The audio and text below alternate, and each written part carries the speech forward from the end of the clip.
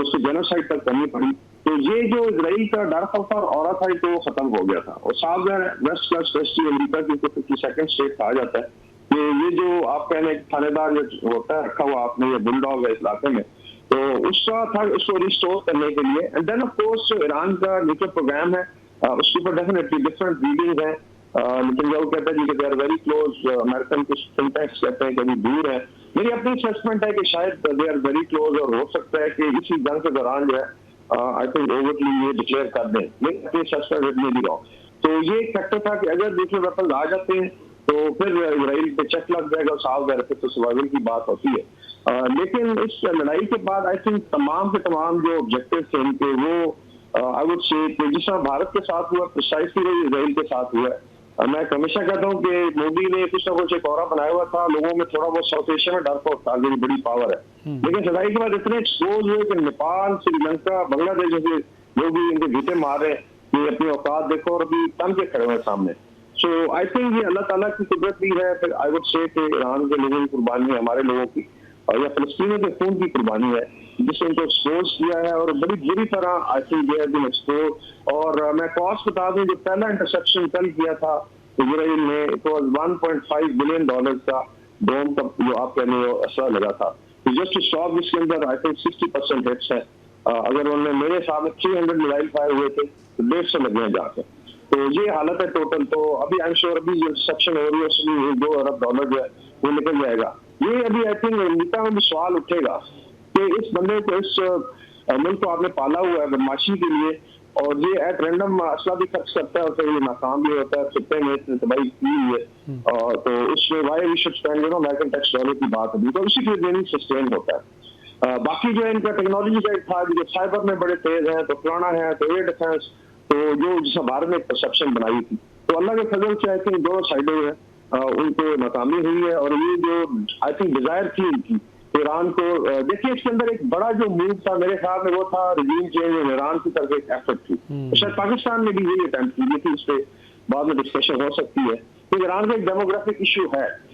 एक तो जो रिजीम है वो साल 1979 से बैठे हुए हैं, कुछ लोग खुश नहीं है, स्पेशली डायस्पोरा है। फिर इनके अंदर सिर्फ कॉलमिस्ट हैं लाइक मुजाहिदीन खल्क है एमए के, जिसने भारत रॉक साथ मिलकर सारा साइंटिस्ट को मरवाने में टारगेटिंग हुई, उसके अंदर ये लोग शामिल थे। तो उस लिहाज से उनकी तैयारी थी कि हम डेवस्टेटिंग स्ट्राइक करेंगे, लीडरशिप को उड़ाएंगे, साइंटिस्ट को उड़ाएंगे, और शायद आवाम खड़ी हो जाएगी कि आपने वैसे इतना नुकसान होगा अपना डिफेंस नहीं कर सकते। वो अल्लाह ने करम किया कि एक दिन में आई थिंक ईरान ने सारा पासा पलट दिया और बड़ी स्ट्रेंथन होगी ईरानी सोसाइटी दोबारा जो है। और अभी एजेंसी जो पकड़े गए टाइम श्योर उसके अंदर भी जिसमें इंक्वायरी से पता चलेगा। तो ये आई थिंक 2-3 बड़े ऑब्जेक्टिव थे। बाकी के लोगों को परवाह नहीं है कि गल्फ में अगर आग लग जाती है, अगर खुदा ना खासा शिपिंग बंद हो जाती है, बिकॉज इजराइल फील कि मेरा तो पैसा आ रहा है वहां से। और आपको पता है जी शॉपिंग में पीछे गोल्डस्मिथ है, पीछे रॉथशाइल्ड फैमिली बैठी हुई है, इसी तरह बड़े बड़े जो टाइकून है, मार्क जुकरबर्ग है, तो पैसे की तो कमी नहीं है। सेम इंडिया का भी दिमाग खराब है, कहते हैं हम पैसे से हर चीज कर सकते हैं। तो आई थिंक इनका जो ऑब्जेक्टिव थे बड़ी बुरी तरह वो शटर हुए, और शायद जिसमें आप कह रहे थे कि उसमें फेज था ईरान को डेंट करके एक रिवोल्ट से ला के और खुदाना से तबाही करके। तो रिजीम चेंज आप देख रहे हैं, लीबिया में अभी तक सूरत नहीं है, इराक अभी तक अनस्टेबल है, सीरिया अनस्टेबल है। Regime change basically destruction of a state, कहने के लिए रिजीम चेंज होती है, कौन सी जरूरत वहाँ पे आ गई है। तो आई थिंक ये डिजाइन उनका डिफीट हुआ है और अल्लाह ने करम किया है कि चीजें तरक्की।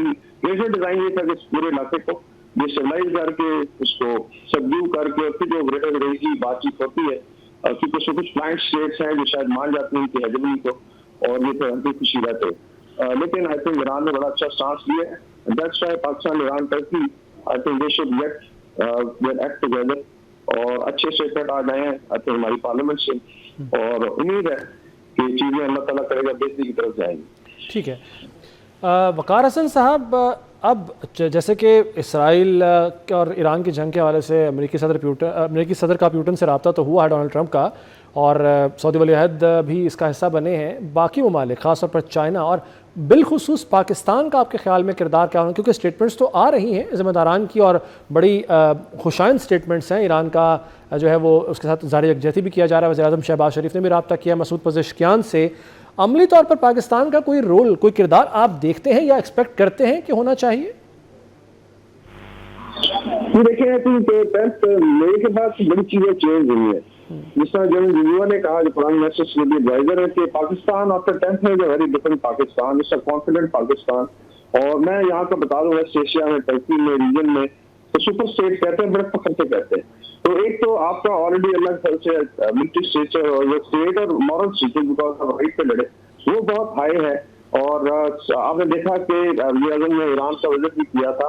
आई श्योर वहाँ पे डेफिनेटली बातचीत हुई। There are certain confidential I think arrangements है जो शायद मीडिया पे बंदा बात नहीं कर सकता, लेकिन डेफिनेटली ये नहीं हो सकता कि खुदा खास्ता ईरान जो है उसको कुर्बानी का बकरा बना के मारा जाए और हम चुप रहेंगे या हम फिजिकली कुछ नहीं करेंगे। Same is feeling in Turkey. तो मेरे ख्याल में जो आज का पॉलिटिकल स्टेटमेंट है ये काफी माने थे, बहुत ज्यादा डिस्कस है। मैंने बताया कि अरब मीडिया में CNN पे और बाकी जो है भारतीय मीडिया ने इसको काफी उठाया है फॉर देयर ओन रीजन। तो वो जो इंटेंट है आई थिंक पॉलिटिकल डिस्कशन में आप देखते, उन्होंने कहा था कि हर किस्म की जो है लेट्स से डिप्लोमेटिक है, moral, and then they said कि हम इसको मजबूत बनाएंगे। तो साफ ज़ाहिर है इसके अंदर एक इशारा है कि खुदा न खास्ता अगर ईरान की सर्वाइवल की बात आती है तो उसमें मेरी पाकिस्तान के पास जो भी रिसोर्सेज है वो भी जो उसमें इस्तेमाल हो सकते हैं। और मेरे ख्याल में पाकिस्तान इसको एक तो इस्लामिक पॉइंट ऑफ व्यू से देख रहा है कि हमारा ब्रदर मुल्क है और इट्स नॉट बी वीकेंड। दूसरा ये है कि हमारा अपना भी इंटरेस्ट है कि खुदा न खास्ता जिस तरह टर्की में फीलिंग है कि अगर ईरान डाउन होता है तो फिर ये जो है एक्सटेंड करेगा क्योस से हमारी तरफ, तो उसके लिए भी आप समझे कि हमारी लड़ाई ही लड़ रहे। आई थिंक एक और बहुत बड़ा फैक्टर जो टाइम में मिस कर रहे डिस्कशन वो था इजराइल का अपना रोल भारत और पाकिस्तान की वॉर में। मैं तो उसको वॉर ही कहता हूँ, चाहे वो 4 दिन की थी बल्कि अवश्य 5 घंटे की थी। उसके अंदर बड़ा डायरेक्ट इन्वॉल्वमेंट थी। आई थिंक देयर 150 to 200 इनके ऑपरेटर्स आए हुए थे जो ड्रोन यूज हुए और इजरायली जो सोशल मीडिया पे मजाक कर रहे थे और दे वर एंजॉयिंग इट जब लेट्स से, हालांकि हमने काफी उनको टेक डाउन किया और यहाँ पे बड़ी उम्मीद थी कि पाकिस्तान जो है सुपर इजरायली टेक्नोलॉजी का रोक डाला जाएगा। इसमें फ्रांस का अपना एक रोल है, लेकिन Israel was almost directly involve. तो क्या पाकिस्तान जो है जब उसको मौका मिला तो अपना स्कोर सेटल नहीं करेगा? ये मैं आपको छोड़ता हूँ नाज़रीन पे इस चीज पे गौर करें कि जब आपको इनडायरेक्टली आउट से डायरेक्टली आके उन्होंने भारत का साथ दिया है तो क्या आज अगर यहाँ जरूरत है तो हम इसका क्यों ना साथ में बना भी एक सजेशन हो सकती है। लेकिन मेरे ख्याल में पाकिस्तान का एक ग्रोइंग रोल है। दूसरा, ईरान को अगर कोई अप्रीहेंशन थी अपने मशरकी बॉर्डर से वो दूर की गई होगी कि इसमें बहुत ज्यादा फुलझड़ियाँ छोड़ने वाले लोग हैं कि यहाँ से कोई खुदा ना खास्ता स्पेस वगैरह दी जाएगी, ऐसा बिल्कुल नहीं है। पाकिस्तान सॉलिड रॉक की तरफ खड़ा है। Same is I think Turkey में भी फीलिंग है। तो ये पूरी जो लाइन है जियोग्राफिकल आप देखें तो एक जोन बन जाता है पाकिस्तान, ईरान, टर्की और आज भी आपको पता है रेलवे लाइन अभी भी है और सड़कें भी है और हम लोग आपस में तस्वीर नहीं है। तो ये अल्लाह की तरफ से आई थिंक जैसे वैसा सर्वाइवल भी हमारा इसी में है कि तीनों मुल्क जो कम अज कम यूनाइटेड है। इसका फिर एक इनडायरेक्ट इफेक्ट आ रहा है मिडिल ईस्ट पे। I think even Mohammed Salman ने बड़ा अच्छा सांस लिया, ईरानी जो गए हुए थे बहरीन हज के लिए फंस गए बिकॉज फ्लाइट्स हुए तो उन्होंने कहा कि हमारे मेहमान है। इसी तरीके से कतर ने आई थिंक एक पॉजिटिव रोल प्ले किया है। बाकी जो है बाएं आज आप देखेंगे कि अरब स्ट्रीट जो है इस तरफ आ रही है।